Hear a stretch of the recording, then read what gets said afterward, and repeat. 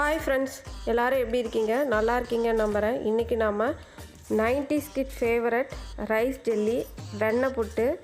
எங்களுக்கெல்லாம் இது தாங்க ஜெல்லி. எங்கள் வீட்லேயே அம்மா ஹெல்த்தியாக செஞ்சு கொடுப்பாங்க. டேஸ்ட்டு வேறு லெவலில் இருக்கும். வாங்க எப்படி பண்ணுறதுன்னு பார்க்கலாம். 1 டம்ளர் பச்சரிசி எடுத்துக்கோங்க. இப்போ நான் எடுத்த இந்த பச்சரிசியை நல்லா ஒரு 3லேருந்து 4 கழுவி நல்லா எடுத்துக்கலாம். அதில் ரைஸ் ஒயிட்டாக தான் இருக்கணும். அந்த அளவுக்கு நீங்கள் கழுவி எடுத்துக்கோங்க. இப்போ இதை ஒரு 2 ஹவர்ஸ் நல்லா ஊற வச்சு எடுத்துக்கலாம். சைட்லேயே நம்ம ஒரு 2லேருந்து 3 டீஸ்பூன் கடலைப்பருப்பு அதையும் நல்லா கழுவி ஊற வச்சு எடுத்துக்கலாம். ரைஸ் ஊற வைக்கும் போதே இந்த கடலைப்பருப்பையும் நீங்கள் ஊற வச்சுருங்க. இப்போ பார்த்தீங்க அப்படின்னா 2 ஹவர்ஸ் ஆகிடுச்சு. கடலைப்பருப்பு நல்லா ஊறிடுச்சு. இப்போது இதை தனியாக நல்லா ஒரு கடாயில் போட்டு வேக வச்சு எடுத்துக்கலாம். இப்போ இதில் கொஞ்சமாக தண்ணி விட்டு நாம் கடலைப்பருப்பு ஆட் பண்ணி வெந்துட்டுருக்கட்டும். சைட்லேயே நாம் ஊற வச்ச பச்சரிசியும் நல்லா நமக்கு ஊறி வந்துடுச்சு. இதை ஒரு மிக்ஸி ஜாருக்கு மாற்றிடுங்க. மாற்றிட்டு இதை நல்லா பேஸ்ட்டாக அரைச்சி எடுத்துக்கணும். எங்களுக்கெல்லாம் ஜெல்லி கேட்டால் கடையில் வாங்கி தர மாட்டாங்க. அம்மா வீட்லேயே நல்லா டேஸ்ட்டாக செஞ்சு தருவாங்க. இது ரொம்பவே சூப்பராக இருக்கும். காலையில் பண்ணி கொடுத்தாங்க அப்படின்னா ஈவினிங் வரைக்கும் நாங்கள் வச்சு சாப்பிடுவோம். இப்போ பார்த்தீங்க அப்படின்னா இந்த ரைஸை நல்லா அரைச்சி கொண்டு வந்துட்டேன். இதில் இந்த அளவுக்கு ஒரு 1லேருந்து 3/4 டம்ளர் தண்ணி விட்டு இந்த அளவுக்கு நைஸாக இருக்கணும். அந்த அரிசி இருந்த தடமே தெரியக்கூடாது. நம்ம வேக வச்சுருந்த கடலைப்பருப்பும் நமக்கு ரெடி ஆகிடுச்சு. இப்போ இந்த கடலைப்பருப்பை நல்லா வடிகட்டிட்டு எடுத்துக்கலாம். நாம் கடலைப்பருப்பு வேக வச்ச அதே கடாயை இப்போ யூஸ் பண்ணிக்கலாம். இதில் 4 டம்ளர் கணக்கு. நமக்கு 1 டம்ளர் அரிசிக்கு 4 டம்ளர் தண்ணி. நாம் இதில் 3 டம்ளர் தான் ஊற்ற போகிறோம். 1/2 டம்ளர் இன்னொன்றுக்கு யூஸ் பண்ணிப்போம். அது எதுக்குன்னு நான் உங்களுக்கு அப்புறமா சொல்கிறேன்.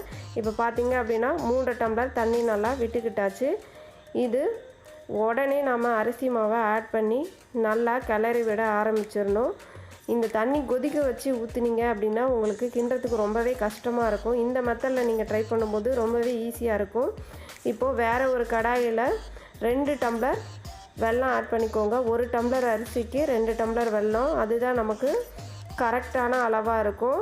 நீங்கள் வேணால் ஒரு 1/4 டம்ளர் வேணால் குறைச்சிக்கலாம். இப்போது இதில் 2 டம்ளர் வெல்லம் ஆட் பண்ணியாச்சு.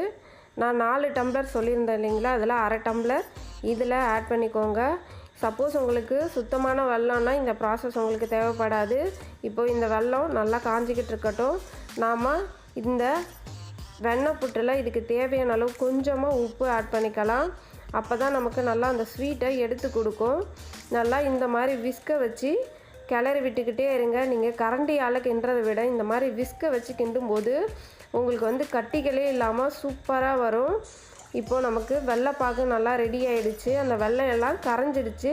ஜஸ்ட்டு நமக்கு அந்த வெல்லம் மட்டும்தான் கரையணும். இந்த பாகு பதம் அதெல்லாம் எதுவும் தேவை கிடையாது. இதில் இருக்கிற கல் மண்ணை நம்ம வடிகட்டி எடுக்கிறதுக்காக தான் இந்த ப்ராசஸ்ஸு. இப்போது நமக்கு அந்த அரிசி மாவு நல்லா வெந்து வந்துடுச்சு. இப்போது நாம் கரைச்சி வச்சுருக்க இந்த வெள்ளை தண்ணியை இதில் ஆட் பண்ணிக்கலாம். ஆட் பண்ணிவிட்டு நல்லா அந்த விஸ்கை வச்சு கிளறி விடுங்க. இதில் ஃப்ளேம் மீடியம்லேயே இருக்கட்டும். ஹைலெலாம் வைக்காதீங்க, ஏன்னா உங்களுக்கு அடி பிடிக்க ஆரம்பிச்சிடும். நல்லா விஸ்கை வச்சு கிளறி விடுங்க. நீங்கள் கரண்டி வச்சு கிளறதை விட விஸ்கை வச்சு கிளறும்போது நமக்கு கட்டிகள் இல்லாமல் ஈவனாக வரும். இப்போ பார்த்தீங்க அப்படின்னா நம்ம ஆல்ரெடி வேக வச்சு எடுத்து வச்சுருக்கிற அந்த கடலைப்பயிரையும் இதில் ஆட் பண்ணிக்கலாம். ஆட் பண்ணி நல்லா கிளறி விடுங்க. இப்போது வாசனைக்காக ஒரு 1/4 டீஸ்பூன் அளவுக்கு ஏலக்காய் தூள் ஆட் பண்ணிக்கலாம். ஆட் பண்ணி நல்லா கிளறி விடுங்க. இதோட பதம் என்ன அப்படின்னா உங்களுக்கு எந்த அளவுக்கு கெட்டியாக கொண்டு வர முடியுமோ அந்த அளவுக்கு கெட்டியாக கொண்டு வந்துக்கணும். அதுதான் உங்களுக்கு பதம். இப்போ பார்த்தீங்க அப்படின்னா நமக்கு வெண்ணெய் புட்டு ஃபுல்லாக ரெடி ஆகிடுச்சு. கொஞ்சமாக தேங்காய் துருவல் ஆட் பண்ணிக்கோங்க.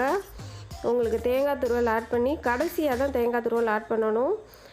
முன்னாடியே ஆட் பண்ணிங்க அப்படின்னா அது நல்லா இருக்காது அவ்வளோ டேஸ்ட்டு. ஆட் பண்ணி ஜஸ்ட்டு ஒரு கிண்டி விட்டீங்க அப்படின்னா உங்களுக்கு தேங்காய் துருவல் ரெடி ஆகிடும். இப்போ நான் இது ஒரு 4-5 கண்ணாடி ஜார் எடுத்திருக்கேன். அதில் நல்லா எண்ணெயை தடவி நாம் செஞ்சு வச்சுருக்க வெண்ணெய் புட்டை போட்டு நல்லா ஆற விட்டு எடுத்திங்கன்னா அது எல்லா ஷேப்லேயும் உங்களுக்கு வரும். நீங்கள் எந்த மாதிரி ஷேப்பில் ஒரு கண்ணாடி பவுலு இல்லை அப்படின்னா உங்களுக்கு டம்ளர் எந்த ஷேப்பில் எடுத்தாலும் அழகாக உங்களுக்கு சூப்பராக வரும். இந்த வீடியோ உங்களுக்கு பிடிச்சிருந்தது அப்படின்னா உங்கள் ஃப்ரெண்ட்ஸ் அண்ட் ஃபேமிலிக்கு ஷேர் பண்ணுங்கள், லைக் பண்ணுங்கள், கமெண்ட் பண்ணுங்கள். என்னோடய சேனலுக்கு சப்ஸ்கிரைப் பண்ணுங்கள். மறக்காமல் பக்கத்தில் இருக்க பெல் பட்டனை கிளிக் பண்ணுங்கள். தேங்க்யூ.